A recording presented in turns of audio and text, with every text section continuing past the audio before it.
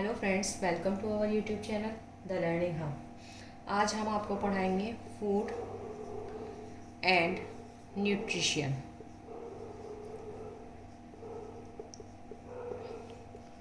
Food क्या होता है? भोजन,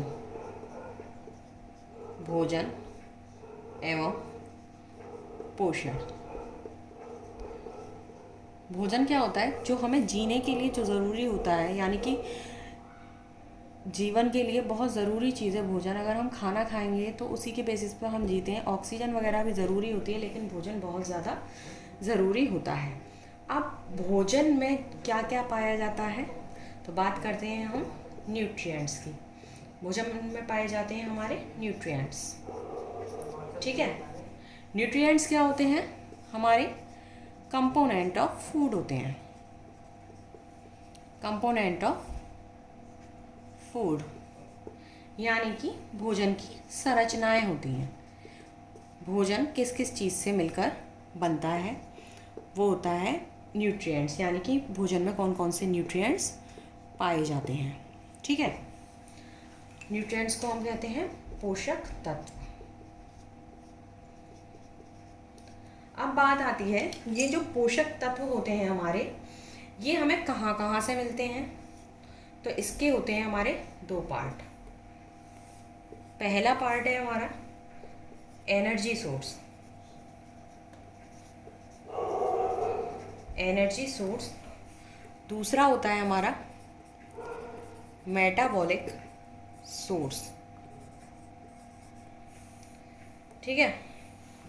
अब जो एनर्जी सोर्स हैं उन्हें हम कहते हैं हिंदी में ऊर्जा स्रोत, और सेकंड को हम बोलते हैं उपापचयी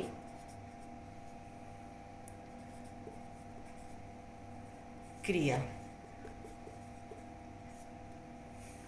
ठीक है।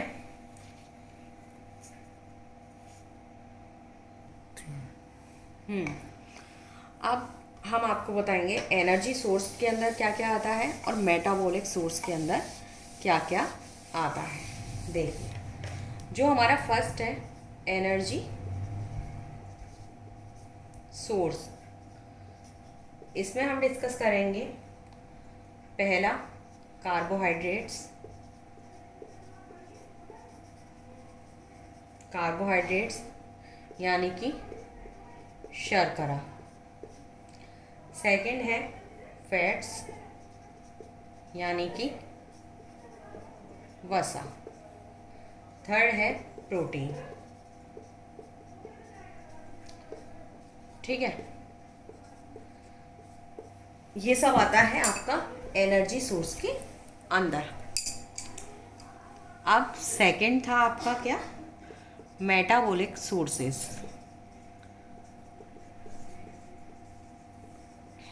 ठीक है। अब इसमें क्या था आपका? ये होते हैं आपके दो तरह की। पहला होता है आपका कैटाबॉलिक और दूसरा कौन सा होता है? एनाबॉलिक। कैटाबॉलिक और एनाबॉलिक। कैटाबॉलिक का मतलब अब क्या होता है? कैटाबॉलिक को वैसे तो हम हिंदी में बोलते हैं उपचयी, और इसको बोलते हैं एनाबॉलिक को उपापचयी। अब इसमें देखिए, अब मेटाबॉलिक सोर्सेज पता है, लेकिन ये नहीं पता ना कि कैटाबॉलिक और एनाबॉलिक आखिर होता क्या है। तो देखिए, कैटाबॉलिक का मतलब होता है जो हमारे बड़े मॉलिक्यूल होते हैं उनको हम छोटे में कन्वर्ट कर दें, उसको कहते हैं हम कैटाबॉलिक। जैसे जैसे होती है हमारी डाइजेशन की प्रक्रिया होती है, ठीक है। इसमें क्या होता है? बड़े बड़े जो मॉलिक्यूल्स होते हैं वो छोटे में कन्वर्ट हो जाते हैं। एग्जाम्पल क्या है इसका? डाइजेशन।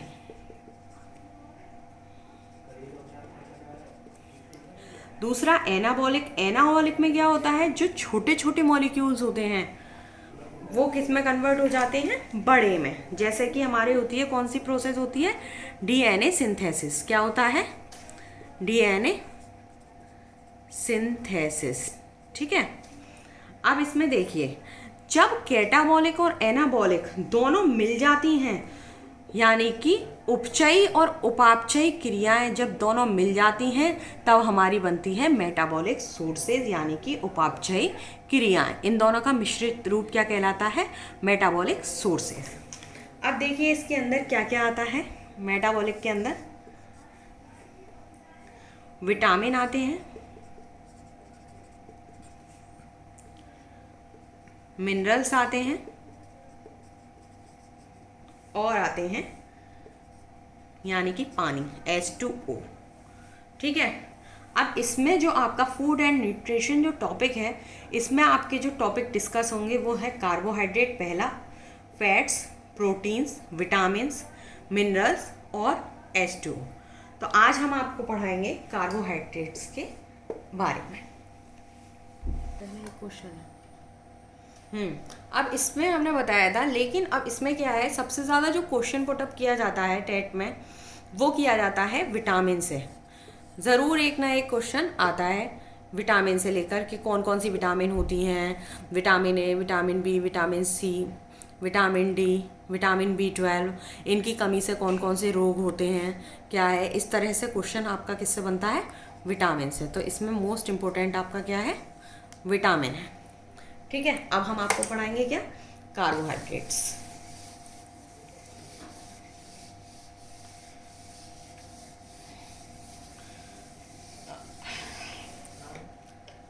स्टार्ट करते हैं कार्बोहाइड्रेट्स।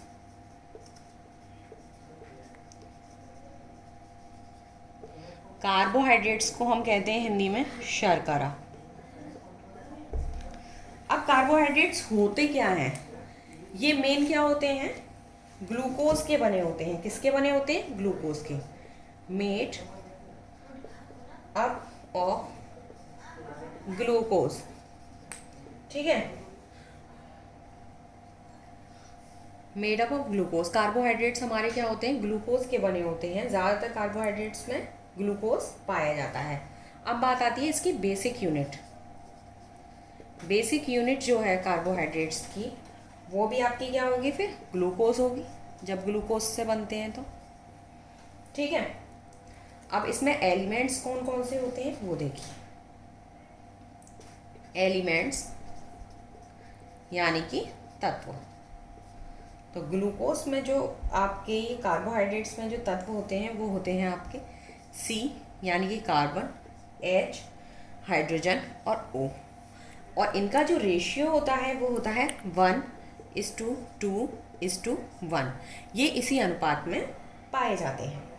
अब इसमें जो क्वेश्चन पुटअप होता है आपका, वो ज़्यादातर ये होता है कि कार्बोहाइड्रेट्स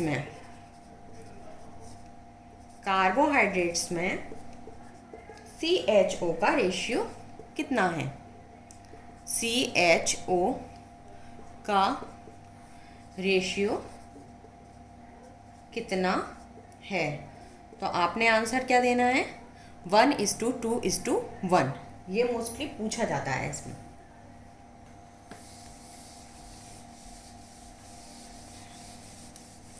अब बात करते हैं हम इसकी डेली रिक्वायरमेंट्स की।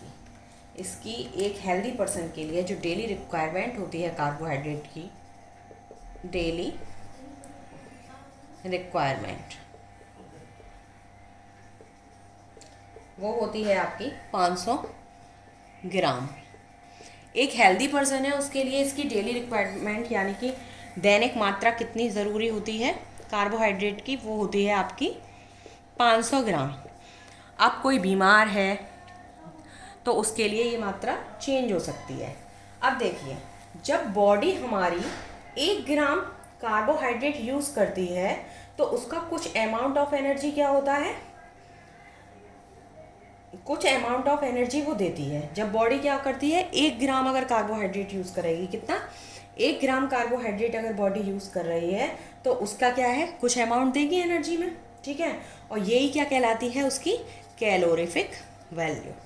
क्या कहलाती है? Calorific value. ठीक है। और ये जो कैलोरीफिक वैल्यू होती है, इसको हम बोलते हैं हिंदी में ऊष्मात्मक मापक। ठीक है। ये आपकी होती है 1 ग्राम में कितनी होती है? 4.3। अगर हमें इसे देखें किलो कैलोरी में तो ये होगी किलो कैलोरी एनर्जी होगी, ठीक है। और इसी तरह अगर हम इसको कैलोरी में चेंज करें तो ये कितनी हो जाती है 4300 कैलोरी, ठीक है। अब हम अगर इसकी तुलना हम किससे करें, फैट्स और प्रोटीन्स से करें, तो मतलब क्या है, इस एनर्जी की वैल्यू जो है, ये जो एनर्जी है इसकी वैल्यू कितनी है, बहुत बहुत बहुत कम होगी। किसकी तुलना में, फैट्स और प्रोटीन्स की तुलना में। यानी कि ये क्या है, ऊर्जा में सबसे निम्न श्रेणी का है, ठीक है। अब देखिए बॉडी में सबसे ज़्यादा जल्दी क्या डाइजेस्ट होता है, कार्बोहाइड्रेट सबसे ज़्यादा जल्दी डाइजेस्ट हो जाता है। तो सबसे जल्दी एनर्जी कौन यील्ड करेगा, वो भी कार्बोहाइड्रेट करेगा। कौन एनर्जी यील्ड करेगा, कार्बोहाइड्रेट करेगा, ठीक है। क्योंकि ये क्या करता है, सबसे जल्दी डाइजेस्ट होता है, इसलिए सबसे ज़्यादा जल्दी एनर्जी यील्ड करेगा कार्बोहाइड्रेट। अब इसीलिए कार्बोहाइड्रेट जो होता है वो आपका क्या होता है, इंस्टेंट सोर्स ऑफ एनर्जी होता है। क्या होता है, इंस्टेंट सोर्स ऑफ एनर्जी होता है ये, ठीक है। अब इसमें क्या होता है आपका, जैसे फर्राटा दौड़ है, स्प्रिंटर एनर्जी सोर्स है ये, तो इसमें क्या ज़रूरी होता है, कार्बोहाइड्रेट। कार्बोहाइड्रेट से फर्राटा दौड़ में इंस्टेंट, फर्राटा दौड़ में हमारा जो कार्बोहाइड्रेट है वो क्या है, यूज़फुल होता है, ओके। अब हम बात करते हैं कार्बोहाइड्रेट्स के एग्जाम्पल्स की। ये तो हुआ आपका कार्बोहाइड्रेट, ठीक है। तो इसके एग्जाम्पल्स हैं आपके, एग्जाम्पल्स ऑफ कार्बोहाइड्रेट, ओके। तो सबसे पहले बात करते हैं हम ग्लूकोज की, ठीक है। ग्लूकोज जो है वो क्या है, ऑल लिविंग एनर्जी सोर्स, यानी कि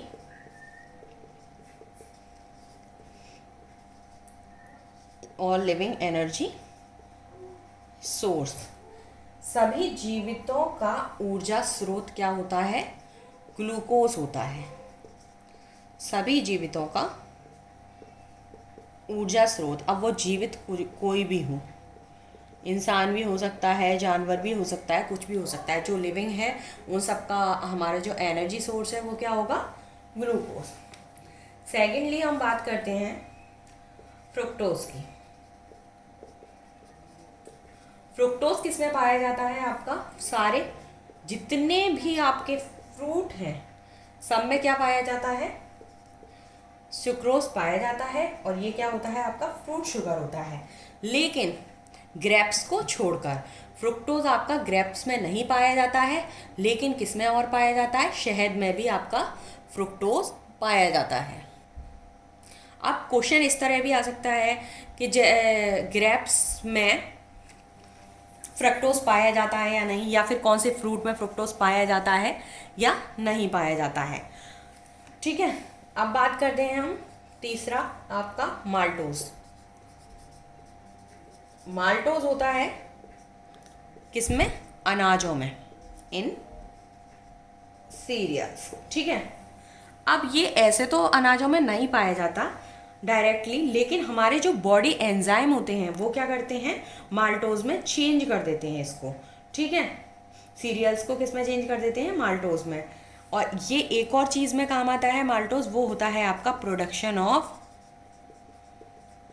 एल्कोहल, यानी कि शराब निर्माण में।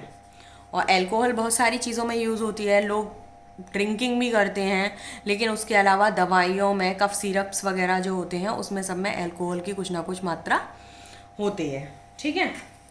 और ये माल्टोज जो है वो ग्लूकोज से ही मिलकर बनी होती है। आगे आता है आपका सुक्रोज। सुक्रोज होता है आपका शुगर केन में, यानी कि गन्ने में पाया जाता है। ये होता है ग्लूकोज और फ्रुक्टोज से मिलकर बनता है, ठीक है। अब आगे बात करते हैं हम, ये हो गए आपके 4 एग्जाम्पल कार्बोहाइड्रेट की। अब बात करते हैं हम 5वीं एग्जाम्पल की, वो है आपका लैक्टोज। लैक्टोज अच्छी तरह पता है लैक्टिक एसिड किस में होता है, दूध में होता है। इसी से आप अंदाज़ा लगा सकते हो लैक्टोज, यानी कि लैक्टोज काय में पाया जाएगा, ये किसकी शुगर है, मिल्क शुगर है ये, ठीक है। तो मिल्क शुगर कौन सी है, लैक्टोज, और ये बना होता है, लैक्टोज बनती है ग्लूकोज और गैलेक्टोज से मिलकर, ठीक है। अब इसमें ऐसे भी क्वेश्चन आ सकता है कि लैक्टोज में क्या क्या होता है, तो वो होता है ग्लूकोज और गैलेक्टोज, ठीक है। अब आती है आपकी नेक्स्ट, वो है आपका स्टार्च, ठीक है। स्टार्च क्या है आपका, प्लांट रिजर्व फूड होता है,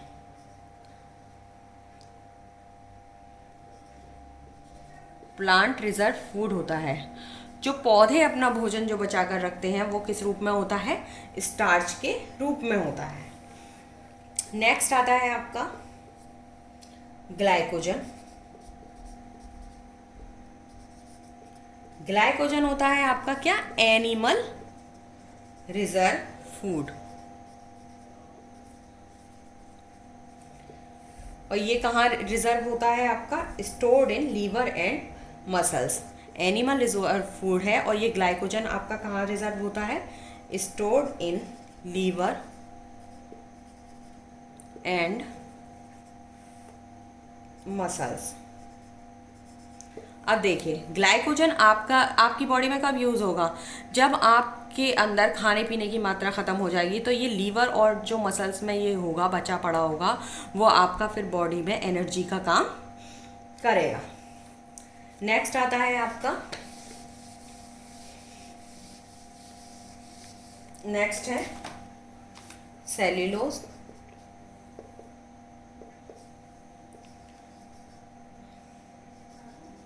सेल्यूलोज, ठीक है। अब ये इसमें देखिए,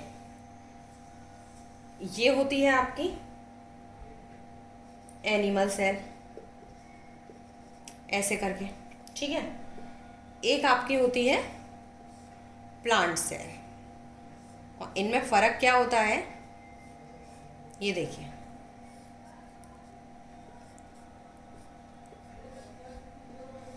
जो एनिमल प्लांट सेल होती है इसमें क्या होता है, बाहर सेल वॉल होती है, ठीक है।